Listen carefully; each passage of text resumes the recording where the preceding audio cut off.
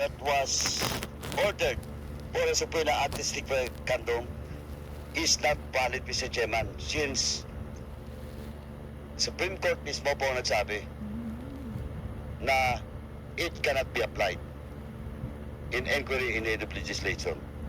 And furthermore, Mr. Chairman, on Arnold Tesserino versus Neri of the Senate, let me quote, a legislative investigation in aid of legislation and court proceeding has different purposes. Magkaiba po. On one hand, courts conduct hearings or like adjudicative procedures to settle through the application of a law. Actual controversy arising between adverse litigants and involving demandable rights.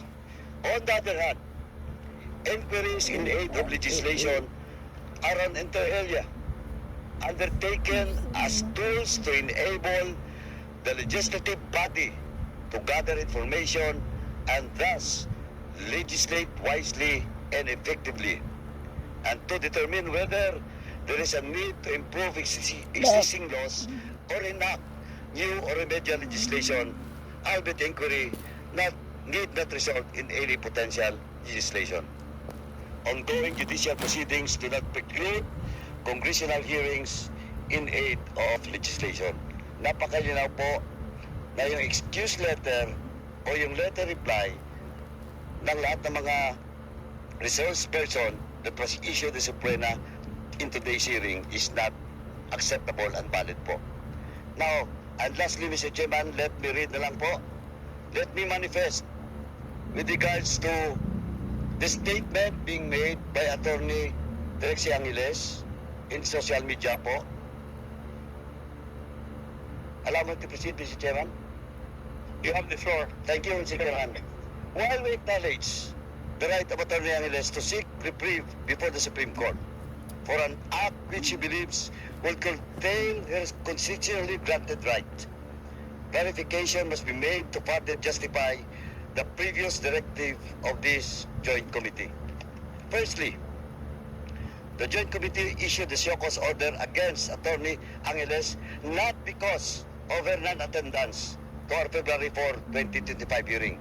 Hindi po dahil wala siya dito, kaya na-issuehan siya ng show cause order, but because of the content of the communication that she submitted before this committee, which directly challenges our jurisdiction to conduct inquiry in aid of legislation. We have a copy po of the letter sent to us by Attorney Trixie Angeles during the first hearing and invitation po. We would like to remind Attorney Angeles that as an officer of the court and a member of the legal profession, she is bound to respect and abide by the Constitution. And under Article 6, Section 21 of the Constitution, let me cite, the House of Representatives has the power to conduct inquiries in aid of legislation. Therefore, it is imperative upon Attorney Angeles to respect and acknowledge this authority as enshrined in our Constitution. Secondly, Mr. Chairman, the Joint Committee directed the Legal Department to study and consider filing possible disbarment case against Attorney Angeles because we believe that an officer of the court, she must conduct herself as a true advocate of law rather than being the one directly promoting its defiance. It must likewise be stressed that Attorney Angeles has a propensity of violating the legal profession's code of professional responsibility. The records, Attorney Angeles has already been suspended by the Supreme Court in 2 occasions. First, in 2016, when she was suspended for 3 years because of her failure to act on a case of her client despite payment of legal fees, and again in 2023 when the court imposed a 6-month suspension against her for using abusive and inappropriate language in a submitted pleading. Considering the aforementioned, it is only but proper for this jurisdiction to examine whether a disbarment case should be filed against Attorney Angeles for constantly disregarding and violating the code of conduct being observed by all members of the bar. That's all, Mr. Chairman. For in the case of Attorney Trixie Cruz Angeles. Yes. Mr. Chairman, can we allow, in brief, Secretary Bello to manifest or on behalf of her client, his client? Thank you, Your Honor. Secretary Bello, you're recognized. You have the floor. Thank you very much, Your Honors. Just for the record, Your Honor, may we enter our appearance together with my partner, Attorney Jose Aspiras, as counsel for Miss Crisette Laureta Chu, Your Honors.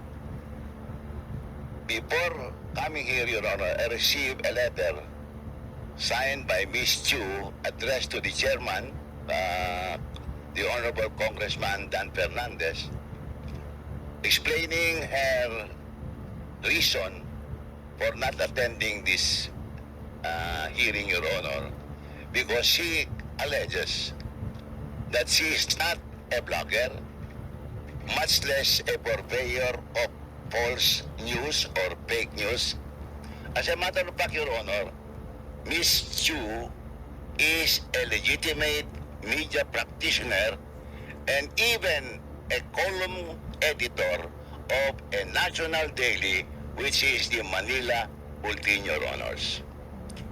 On this basis, Your Honor, we offered to appear in her behalf today. Unfortunately or fortunately, we are also compelled, Your Honor, to enter our appearance in collaboration with Attorney G.P. Angeles, who is the counsel of the other alleged bloggers who filed a petition for certiorari and prohibition with a prayer for the issuance of a temporary restraining order, Your Honors. And because of this petition, Your Honor, it was our decision to advise them not to appear, because for them to appear, Your Honor, would be an abandonment of their petition filed before the Supreme Court for certiorari and prohibition, Your Honor. So, in order not to preempt this case, Your Honor, they opted not to appear. And as a matter of fact, Attorney Gonzales, I think, manifested in writing, Your Honor, that they are requesting for a resetting of this hearing so that they can attend later on without waiving their rights on the petition that they filed before the Supreme Court. Mr. Chair, Submitted, Your Honors. Mr. Chair, may I just make an observation? Just Is that in relation resolution. Yes, exactly. to the statements of Secretary Bello? You're right, Mr. Chair. Please, you have the floor. Para sa kaalaman ng lahat, napanood ko po yung interview ni Miss Crisette Laureta Chu sa television, kung saan nga sinasaad na sila ay nag-file ng petisyon sa Supreme Court. Ano po? Pero sa aking pakiwari po ay nakakadismaya na pinangungunahan nila kung ano mangyayari sa komite na ito. Napakasimple lang naman. Wala naman tahasang nagsasabi na sila ay purveyors or fake news. Wala naman nagsasabi na sila ay hindi lehitimong journalist. In fact, kinikilala po natin yan.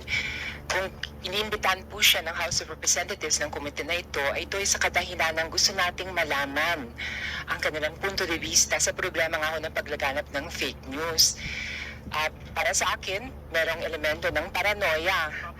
Pinangungunahan ninyo, sana naman lang binigyan nyo kami ng pagkakataon. Dahil meron din naman dito sa komite at ang aming tanging hangarin, at least I can only speak for myself, and I also believe this is also the intention of my colleagues, is to find out ano ba ang problema na nangyayari nito? Because ang problema ko ng fake news hindi lang naman nakaka-apekto sa administrasyon o sa opposition, nakaka-apekto sa mga negosyo, sa mga private individuals.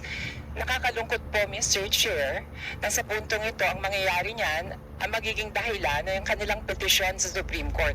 Kumbaga, pinagtutuos ang kanilang petisyon laban sa ating kahilingan at imbitasyon na dumalo sila sa ating pagpupulong.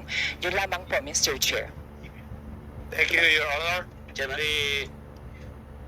Chairman Paduano, you're recognized. Thank you, Chairman. Just to reply to the manifestation made by my good friend, our former colleague, Secretary Bello, a lawyer. Alam mo naman po, hindi ako lawyer, no? But of course, with due respect to the manifestation made by Sec Bello, first and foremost po, the hearing that was conducted last February 4 in this committee, mas naon na po with invitation kaysa doon sa Supreme Court. At the same time, malinaw po na yung inquiry in aid of legislation in Congress, no, Senate and House of Representatives, sabi nga ng Supreme Court, is a different proceeding. Now, kaya sabi nga dun sa Charter Bank versus the Senate, malinaw po, as sabi doon, you cannot use courts to subvert the constitutional mandate of the House of Representatives and this committee. Kaya po ako, Mr. Chairman, ako po, I still stand with the Shoko, with the Suprema at the Certificandum to be issued against those or to all those mentioned names. And one of those is the client of former Congressman and Secretary Bello. Malinaw po, they only filed. Well, in fact, you are not part of the filing of such certiorari in the Supreme Court. Iba pong abogado doon, di ba, Sec? I agree, Your Yeah. Honor. I do not know. I don't disagree with your position. As a matter of fact, the filing of that petition before the Supreme Court was done by their counsel on record, Your Honor, Attorney Angeles.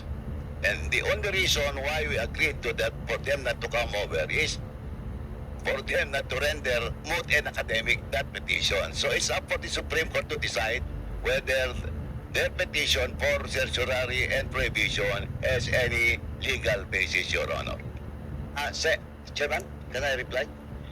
Mr. Chairman, okay. With due respect to the position of the good lawyer, my good friend, Mr. Chairman, ganito po kasi.